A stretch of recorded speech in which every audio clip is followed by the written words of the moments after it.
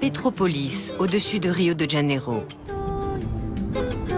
Romain Michel et sa styliste Zina sont en route vers ce qui est un peu l'atelier du textile brésilien.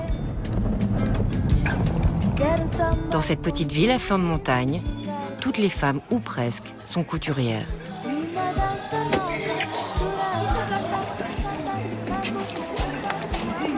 On va voir Tati, qui est une couturière avec laquelle on travaille depuis plus de 2 ans, et que tu n'as jamais rencontré, qui est capable de faire les produits les plus compliqués.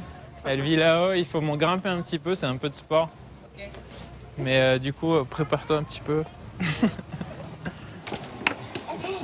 Il faut effectivement de solides jarrets pour aller vérifier où en sont les commandes. Leur société de prêt-à-porter, très bien implantée en France, ne produit qu'au Brésil. Leur concept, une mode bio et éthique. Écologie et respect des producteurs, avec quelques jolies idées, comme celles qu'ils soumettent ce matin à Tati. Romain leur propose désormais de signer chacune de leurs pièces. On a envoyé les photos à un illustrateur. Il a fait un portrait de chaque couturière. Et puis voilà, le résultat, avec ton portrait. Ah, c'est marrant.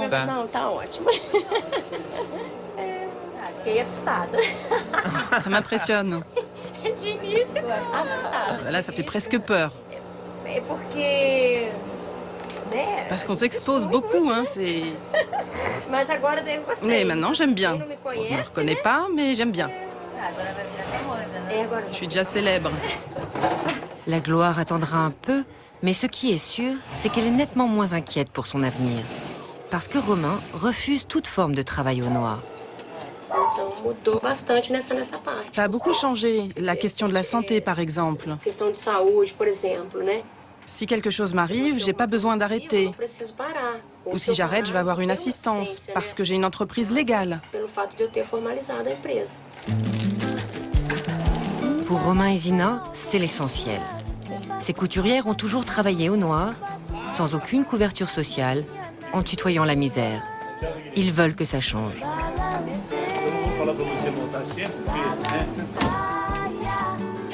Dans l'atelier de la société à Petropolis, Zina vérifie les prototypes de la prochaine collection.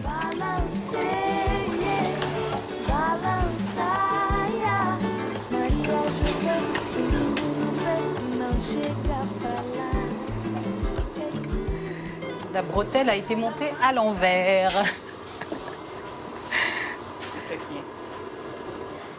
Bon, bah ça, c'est à refaire. Donc, on va redémonter ça et puis la remettre à l'endroit.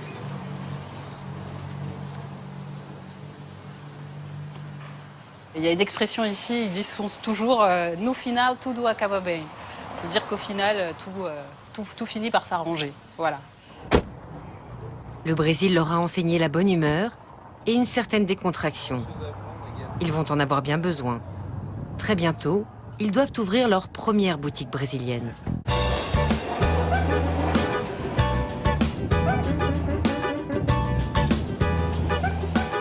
Dans un autre quartier chic de Rio, Romain et son équipe sont en plein rush.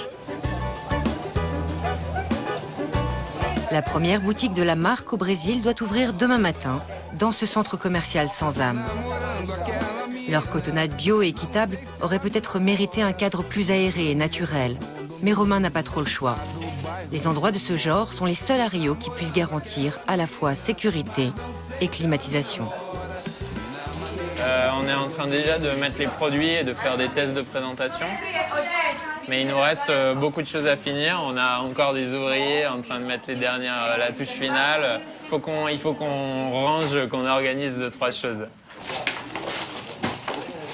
À Petropolis, en tout cas, dans les ateliers de production, les objectifs ont été atteints. Les couturières ont terminé les 2000 pièces à mettre en place.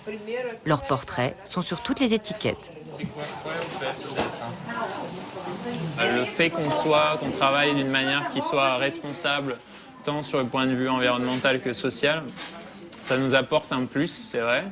C'est quelque chose sur lequel on communique. Mais ce qu'on a envie, c'est que nos clients nous choisissent par rapport au style, par rapport à l'envie de porter quelque chose de joli dans lequel on se sent bien.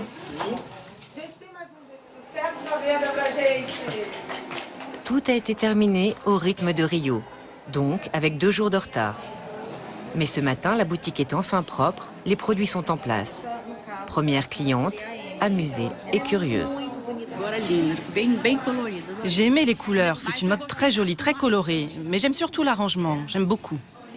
On a très envie d'avoir d'autres boutiques rapidement au Brésil. Pour les Brésiliens, ce concept de boutique responsable est encore tout nouveau.